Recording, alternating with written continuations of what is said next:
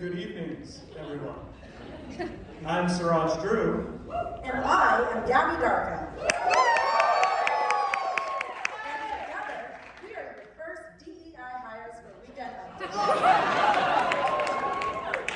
Now look, in the spirit of accessibility, we know that there might be some in the audience that don't see color. So we've included our color hex keys.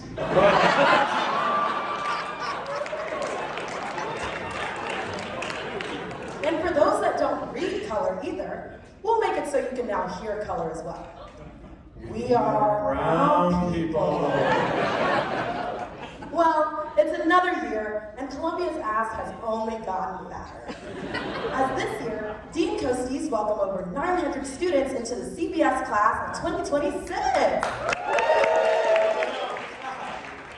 Actually applaud. You know, it's a bad thing. You know it's bad when admin keeps forcing you to make applause every time they say it. Well, you don't have to worry, Suraj.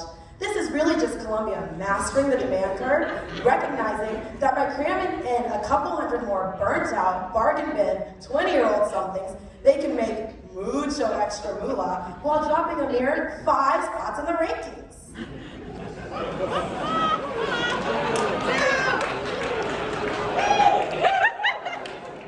Yeah, I mean, when you put it that way, Gabby, I guess I can say, the more, the merrier. Welcome to the world, cluster XXX quadruple Z. But really, what is drawing all these people to an MBA?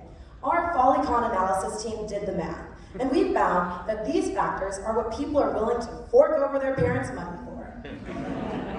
Shockingly, we found that infidelity was a stunning 70% in our conjoint analysis. If you were to convert those utils to money, I couldn't tell you what that means. Because I haven't gone to the last 5 marketing classes.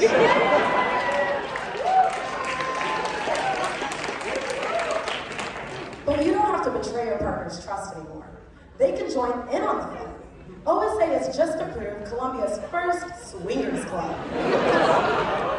Here, both mid-couples and attractive singles will be allowed to moistly mingle in a university-sanctioned space for the first time in CBS history. The head of the club? You guessed it, it's RFKG. But it may not even matter, because all of the second years came back from the summer in non-CBS relationships. I guess, after shopping the school around, they realized that CBS sex wasn't that good after all. Similar to CBS parties in that respect. For this year's gala, we had the confusing theme of Paris 1924. People kept in spirit with the theme by completely ignoring anything to do with it. And wearing the same suit that they've worn to every recruiting event so far. Next year's gala event, the United States 2008. People are expected to celebrate by sobbing uncontrollably as their unrealized gains plummet before their very eyes. Speaking of plummet, this year we lost beloved One Direction pop star Liam Payne. Don't worry guys, she's a direction. I am, I promise. After a prolonged bout with 2CB, the popular party drug known as pink cocaine. A reminder that while drugs are fun and good, they're also a blight on our world that devours lives prematurely. But if you need a plug, my cluster made in Flatbush will hook you up. Now, who needs Brooklyn? It's been a booming semester for the party and trek sector, with eager clubs trying to lap up the pent-up demand of our hungry first years. But it's a tough game out there. For every party packed full of people, there's someone trying to pawn off a trip across the world that they bought at a gentler time in their life. And as with every tragedy, we here at FollyCon Financial realized that there was room for stimulation here, and we're finally ready to unveil our newest financial instrument. When you now see a friend struggling to sell their ticket, you can buy a put option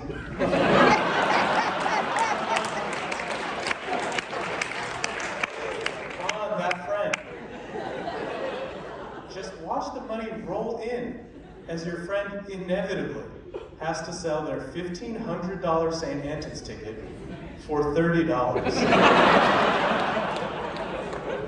For those that may say, well, that's not how puts work. Shut up!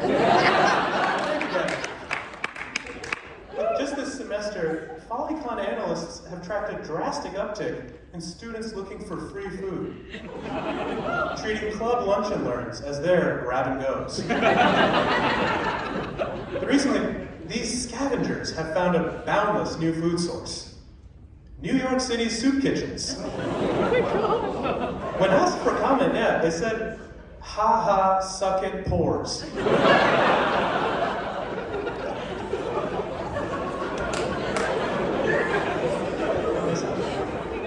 A lot of second years made a hard career pivot this summer. I talked to one banker that hated their job so much they decided to go to the movies alone to watch Inside Out 2 just so they could have someone to relate to.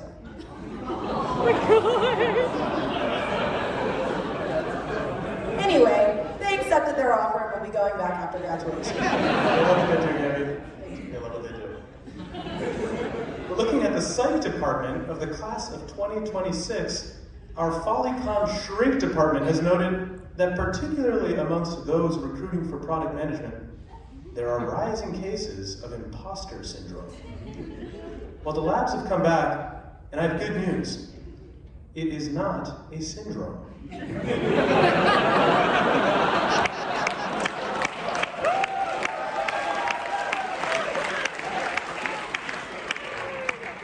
You are all imposters. Please, continue feeling this way. I was so honored to be chosen to participate in CBS's one-of-a-kind class, Bridging the American Divide. As part of the class, we take a trip to Youngstown, Ohio to learn more about industrialization and the working class. I have to say, it was such a beautiful experience to watch my liberal elite classmates touch a Republican or someone making minimum wage for the first time in their lives.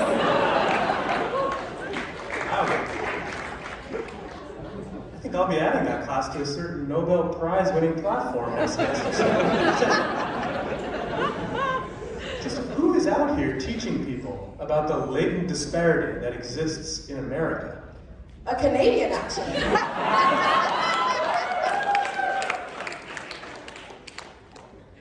Hey, if you didn't know, CBS Now has a new Gen AI tool. It's currently still in its beginning stages, but we wanted to test that out for you here live. Now, unfortunately, it appears to be broken. I asked it for a simple question and it didn't give me the answer I wanted at all. I got completely wrong. And it's pretty rude as well. In other news, last month, Donald Trump installed Dr. Oz as his head of the Medicare/Medicaid program. For his first act of office, Oz announced he would click his ruby slippers 3 times and make everyone's medical coverage disappear. Isn't that wicked? And continuing on the train of sham appointments, Trump has also appointed Linda McMahon, CEO of the WWE, as the head of education. And I do want to reiterate, that part is actually not a joke. That is a real thing happening in our country. But hey, let's hear more about it from the woman herself. Put your hands together for Linda!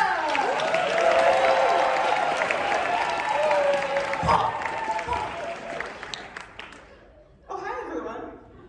Hello, little boys and girls. Good to be with you today. Yes, hello. Well, Linda, let me just say, it's so great to have you on. I could just break your neck! Very good. Well, Linda, it's great to have you on here on our platform. And I just want to say, I know that your appointment has been, to say the least, a topic of heated discussion. But we wanted to give you a chance today to just kind of tell us, why do you think Linda makes sense for education? You know, I just think the education system in this country is so broken. And you know what generally helps a broken system? Breaking it even more! A pile driver to the neck, snaps everything into place. I actually don't think that's true. Oh. Oh my God, Linda! Linda, you're killing her! Get her out of here right now!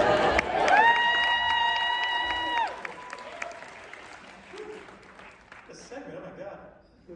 Look, folks, it's been a blast tonight, but for our last segment on Update, we wanted to call back to a central theme, DEI.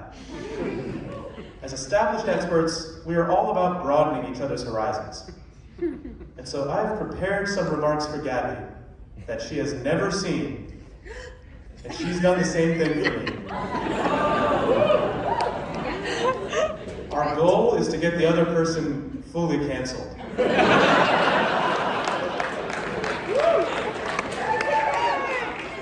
Before we start, we do want to highlight that this is a completely original concept and has not been done before anywhere else.